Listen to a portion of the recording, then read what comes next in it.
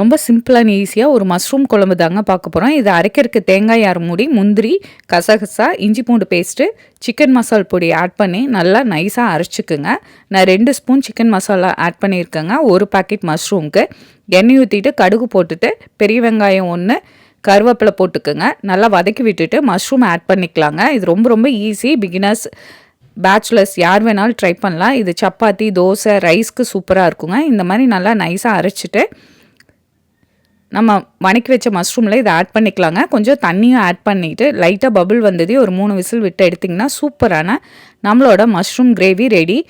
பாருங்கள், பார்க்குறக்கு எவ்வளோ சூப்பராக இருக்குன்னு. கண்டிப்பாக இந்த சிம்பிளான ரெசிபியை ட்ரை பண்ணுங்கள். இது சப்பாத்தி, தோசை, ரைஸ்க்கு சூப்பராக இருக்குங்க. கண்டிப்பாக பிகினர்ஸ் இதை ட்ரை பண்ணி பாருங்கள், அவ்வளோ சூப்பராக இருக்கும். என்னுடைய சேனலில் நிறைய ஹெல்த்தியான ரெசிபிஸ், இன்ஸ்டன்ட் ரெசிபி இருக்குது. கண்டிப்பாக ட்ரை பண்ணி பாருங்கள். ஃபைனலாக கொத்தமல்லி இலை ஆட் பண்ணிவிட்டு சர்வ் பண்ணிக்கலாம். தேங்க்யூ.